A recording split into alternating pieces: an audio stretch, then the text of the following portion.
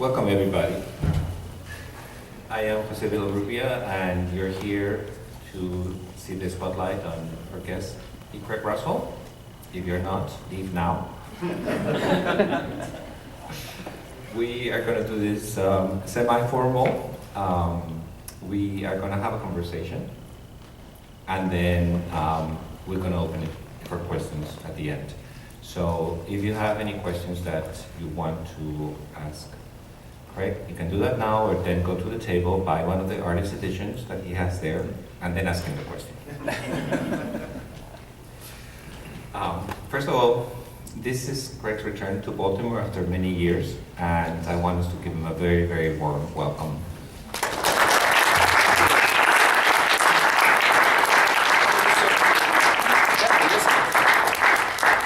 After many years, when was the last time?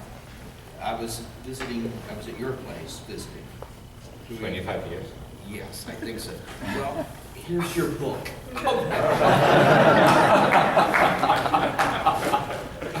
Oh my God. I borrowed it, and I've been meaning to return it.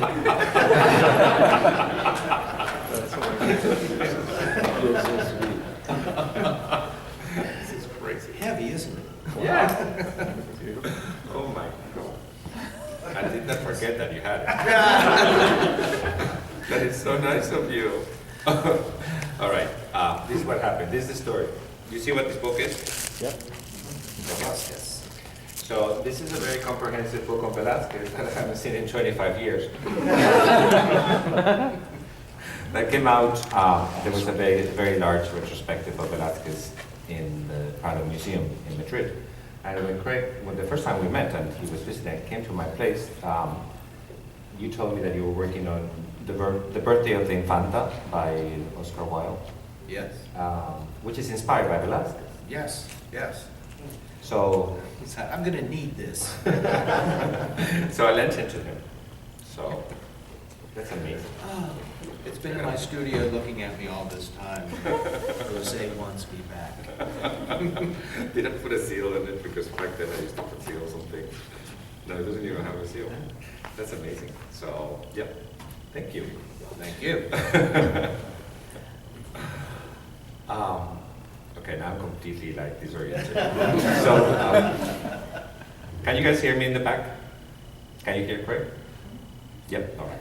So what you have running in the loop, it's a selection that I made of images over the years, and it's a little bit of everything, and they're not organized chronologically or anything like that. So you have some originals, some printed things, some things inked by other people, sometimes better, sometimes worse.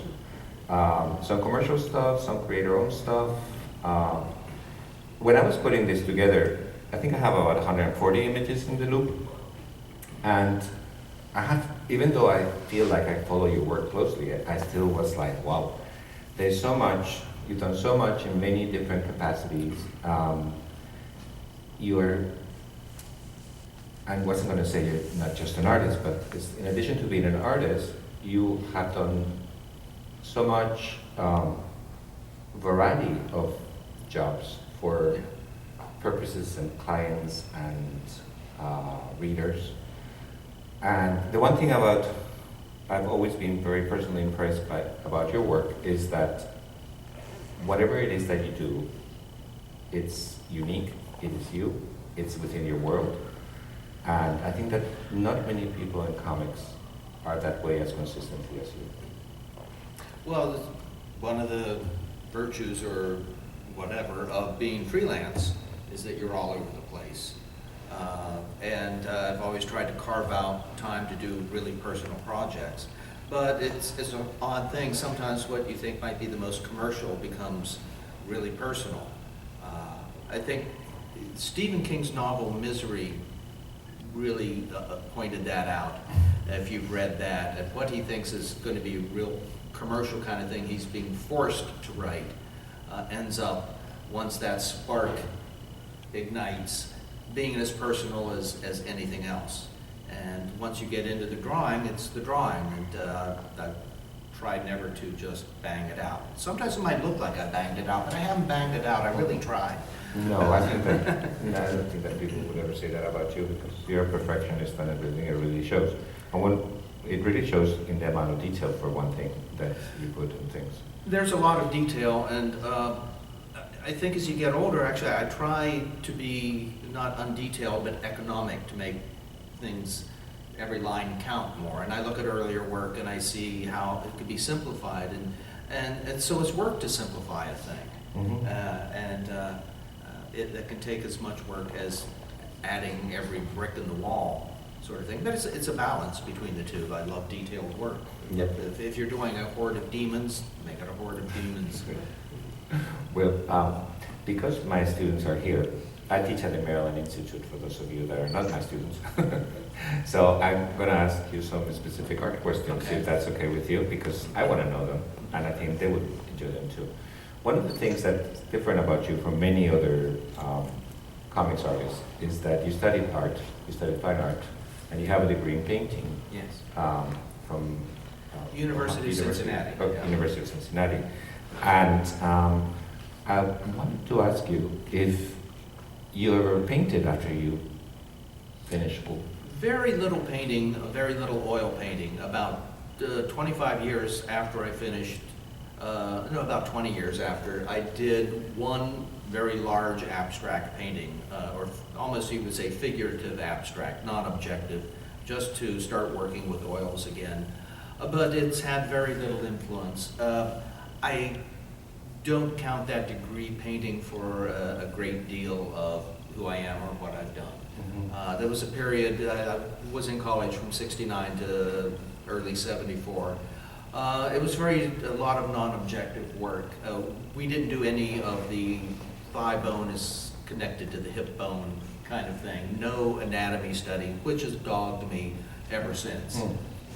It's not, I haven't internalized all of that, which is why I work with models a lot. There's a lot that I can just take out of my head, especially natural forms, earth, air, fire, water, that sort of thing.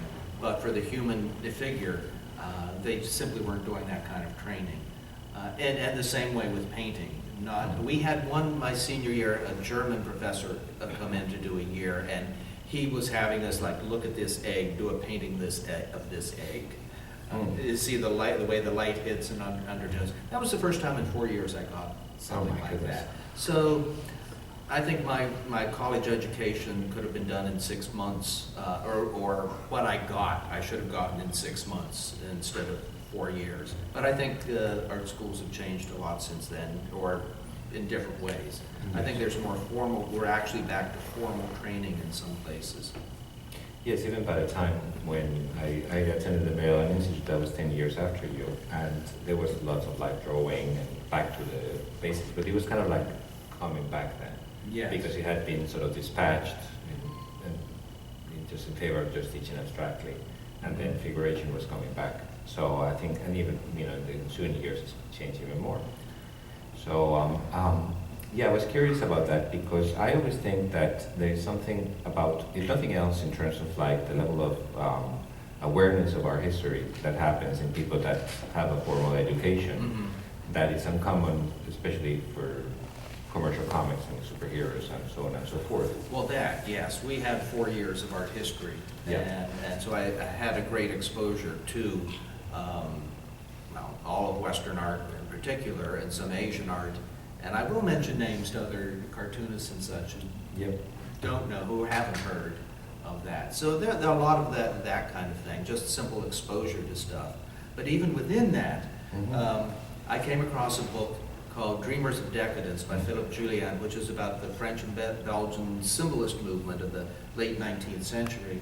And I got none of that in art history. No. And part of that was that it was sort of a war or a conflict between the Impressionists and modern art and the sort of academic stylists, but still surreal and odd and dreamlike of the symbolists. And as someone wrote, the Impressionists won and the symbolists went down in the museum basement until the 1960s. That's right.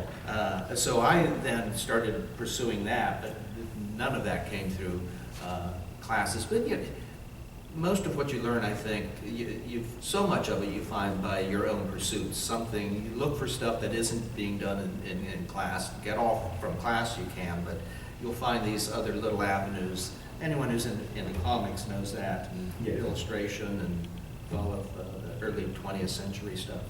I think it's even easier than ever now because you can just find everything Yes. online, and you can find books online and so forth. Right.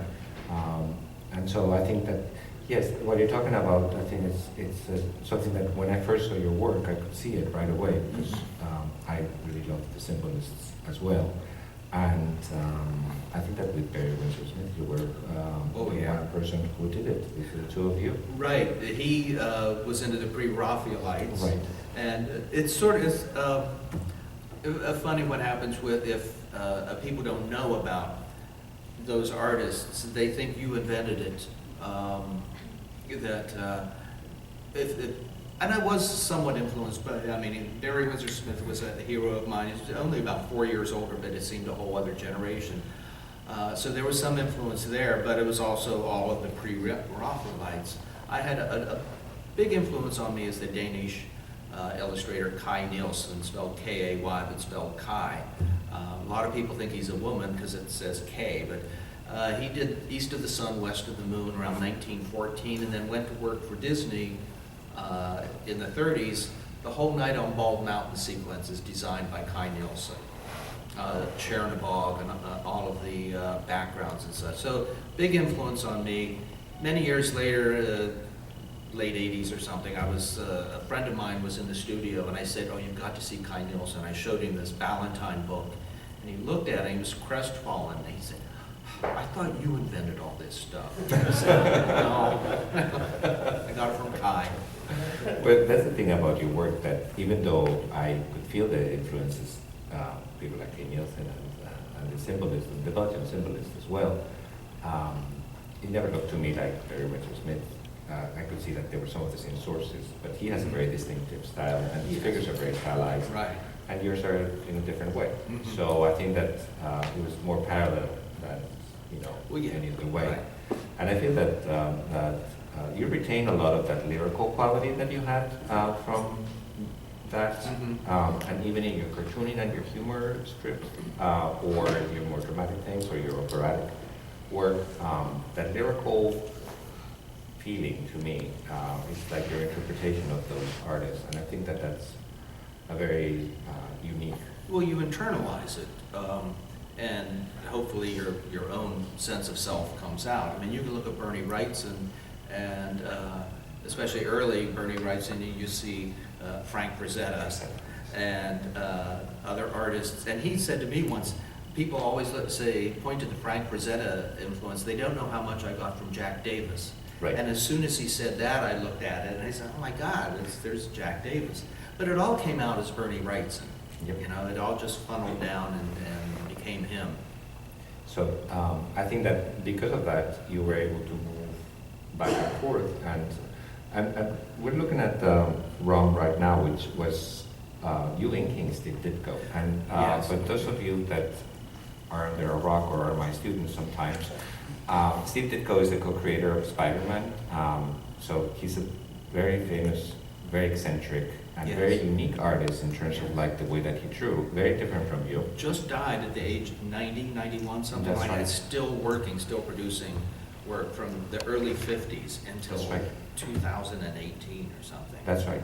Amazing. Gone through so many styles in his career, from very focused drawing to almost schematic hieroglyphics Yep. by the end. But I had a chance to do finishes on 6-inch issues of ROM, and that last issue I got to do the cover. I've killed any number of comics I've done the last issue for some reason.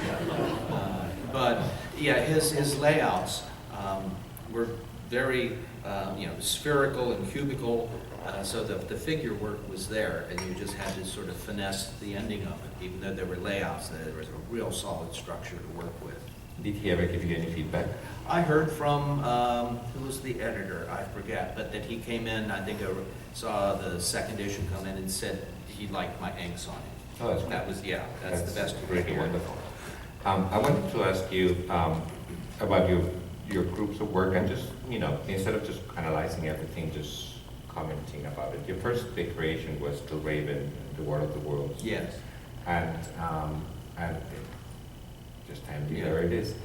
I wanted to know if you designed that costume for him. No, that was, I bribed with that. No, I didn't. They'd had several issues already, and I was brought in. I'd been working for about a year and a half, 2 years at Marvel doing Ant-Man, and had no voice of my own stylistically. Even though on my own, outside of comics, I kind of did.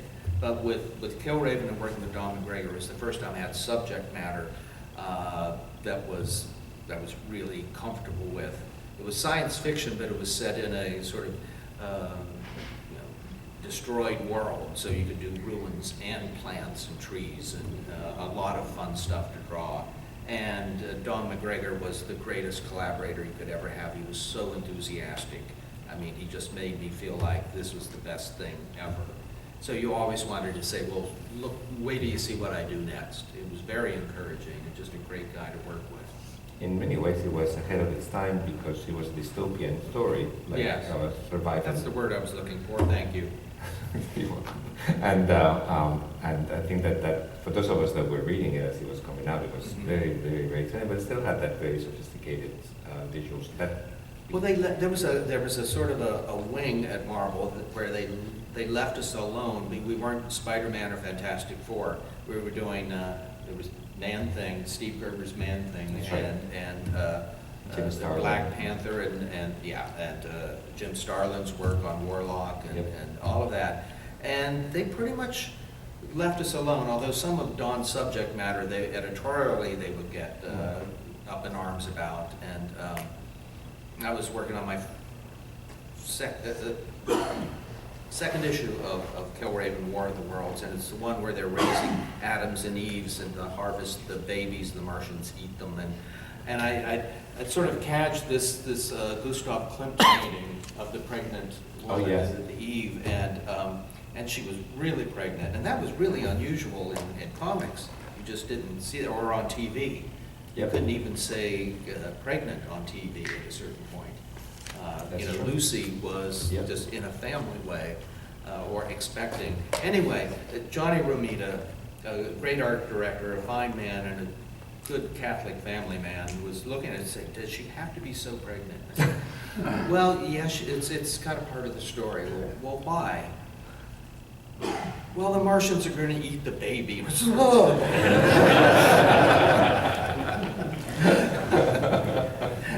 He said, I like your drawing. It's a horrible idea. Did they answer the text? Did they tell you that? Oh, yeah. Oh, yeah. That's what they were there for, yes. So when Killraven ended, you sort of left mainstream comics. Well, that's when the ground level started coming in with Star Reach Comics and Eclipse, and they would let you do whatever you wanted. It was kind of ironic. Everyone was always chomping at the bit saying, boy, if I could just do what I wanted to do. And so we got the opportunity, and any number of them, we realized what they wanted to do was cheesecake. I mean, just naked women running around. This is what I really wanted to do. But I took the opportunity to do, the Parsifal and Jungle Book stories and all of that. So you started doing adaptations, really? Yes. In terms of doing adaptations from the operas or text that inspired the operas, like in Salome's case, and Rudyard Kipling, and then also you started working on the Elric books that were also adaptations. Those, they were adaptations, yes. Although I wasn't doing the adaptation, Roy Thomas was in Dreaming City and While the Gods Laugh. But at the same time, it was a good training ground because I would have the original novel there, and Roy had broken it down into issues and what happened in each issue. But I would then go to the book and follow the dialogue because I knew what they were saying and stage it. Sometimes people working with a writer will just work from the synopsis and not go to the original source. But I think if you have the original source and what the writer words he was putting in the characters' mouths, that's what you use. So I was really adapting Moorcock and onto the page, and then Roy would write the final script on it. So I wasn't responsible for doing the adaptation, but it was training wheels for doing my own scripting and adaptation and working with the original source. That's very interesting. Do you ever had any feedback from Workbook at all? No, we met once in Austin and at some, maybe a fantasy fair in Dallas, Fort Worth, and that was it. And it was hello, the introductions, and we had nothing to say to each other. We just kind of looked at each other and, well, okay, and then went back to our signing books. I read things that he said about your work that he really liked. What Oh, you really? did. Yes. That's the first I've ever heard it. Really? Really? I'll find you the quote. Oh. I wanted to ask you, since the other authors that you worked with are dead, like Oscar Wilde and people like that, I wanted to ask you about your work with Neil Gaiman. Oh, okay. It's very well. You started, I think the first thing you did was that famous Sandman issue that won the Eisner Award, the Ramadan. Yeah, Sandman 50, Ramadan. And how did you get involved in that? Well, he called me. He called you. And I had done a book the year before. It was an illustrated book called The Thief of Baghdad. And it was an adaptation sort of taken from the silent film. Yes. So I watched the silent film to see what it was and then did a dozen or so illustrations. Neil had seen that and he knew he was doing the Baghdad dream story, sort of the Arabian Nights. And so he called me and said, I saw what you did with Thief of Baghdad. I want you to do that with this, only more so. So that was the first. Now, in that first call, he told me that he had seen my version, my adaptation of Rudyard Kipling's Red Dog. And he said how much he liked it, how he thought it was a very good adaptation.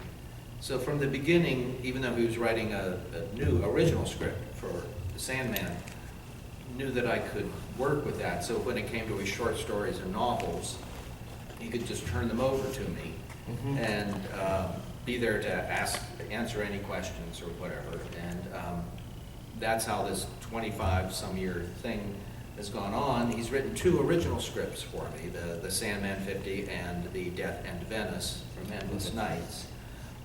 And on those, I don't, of course, change a word or do any fashioning. Well, the fashioning I might do, Sandman was written just as all the words, not panel or pages. I asked him, give me everything you want, let me tell your story. On the Endless, he said he was writing a script. And I felt I could take the liberties of not changing any of the words, but one instance, he had a 4-panel page, which I turned into a 14-panel page. I think writers a lot of times don't realize how rich their own material is. I've had a paragraph where I said I could get 5 pages out of this. As a matter of fact, on the One Life Furnished in Early Moorcock, his short story, if you say the story is this long and the graphic novel is this long, if you were doing just sort of a sliced bread version of it, each page would get this much space. But it doesn't, I don't think it should work like that. You're expanding some things. And so anyway, the point is his final paragraph, which in this space would be about this much, I gave 3 full pages to, so it took up this much of the adaptation. But it was so rich about this kid, these 2 kids on the side of a hill on a summer night talking about the future, and the one is saying what he wants to be, this wolf running through the forest. It was so beautiful that I gave it that much space. And so I think that's a big part of adaptation. You can be extremely faithful, but that doesn't mean you do this sliced bread thing. There's breathing to it. You bring your own sensibility, and frequently pictures in there that are not in that story at all. Then you flesh it out, really. Right. Yeah. So you have had a 16-year relationship with him already? Well, from early around 91, so yeah, 25 years at least. And you actually have adapted stories by him that other people have done. You done the layouts and they finished, like Kevin Nolan or... Yes. Well, sure, yeah, there's that too. I mean, on the Graveyard book, which is about 350 pages, the graphic novel, if one artist was doing that, that's at least 3 years' work.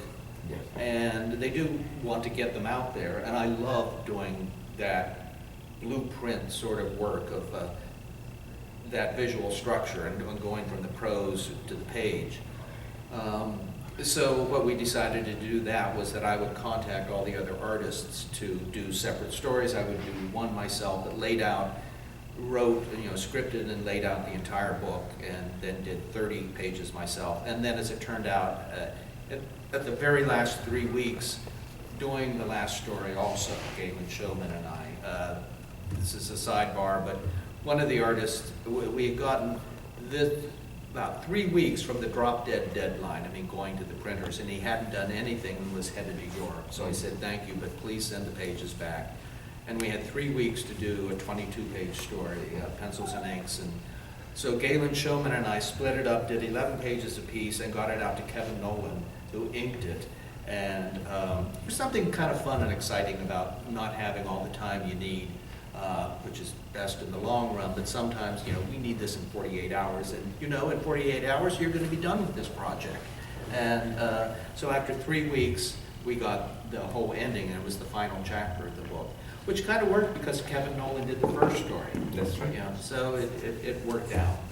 And Kevin did a good job in preserving some of the essence of your drawing. And It's the first time in 38 years that anybody else had inked my work. Oh my goodness. And last time was Vince Coletta. Yeah, and you can see why. I decided no one else would ink my work. Yeah. My goodness. So I wanted to talk a little bit, just briefly, about your opera books. And you have so many opera adaptations. Many of them are now artist editions that are very beautiful. Yeah. There's some that have not been, like Elias and Melisande. Right, they've been reprinted. There have been 2 printings of Elias and Melisande. And that was the nice thing about working for Eclipse Comics back in the 80s when this whole alternative thing came about. They would say, do whatever you want. Of course, they were paying $100 a page for script, pencils, and inks and color. But you got to decide whatever you wanted to do. I said, well, I'm going to do this opera by Debussy from a play by Maurice Maeterlinck. He said, okay. Those are the only 2, that and Ariana Bluebird are the only 2 Maurice Maeterlinck comics I think I know of. Probably. Yeah. He won the Nobel Prize for Literature in 1910 and was huge in his day. Everyone knew who he was as a writer, and he's barely known today except through Debussy's opera. The Bluebird was so big, Right. And it was adapted into a film. There have been several film That's versions of that. And Wayne is trying to talk me into, and probably will eventually do the Bluebird as a graphic novel. It's an amazing It's story. got so many fun things to do and to draw in it. Yes, absolutely. I love that you care about things like that. Because Well, and it's the one Metrolink to this day that has a little sort of commercial recognition. Yeah. Everyone has heard of the Bluebird, and they actually made a movie in the 70s with Elizabeth Taylor and Jane Fonda. Jane Fonda, and George Cukor directed this pedigree cast, and Was it the one that was half Russian? yes, it was one of those international productions, which apparently was a horrible movie. I'm dying to see it. Yeah, Sure, yeah. Sometimes it's fascinating. How bad can it be? Exactly. Look at all these people. So I wanted to talk to you also about how you feel about the artist editions that you've been doing and that market, and you've been very successful actually in crowdfunding, which is something that many people are not, especially for something that is so specifically art-oriented. Right. I can't say we're wildly successful. We're kind of hanging on by the skin of our teeth, keeping our heads above water and getting this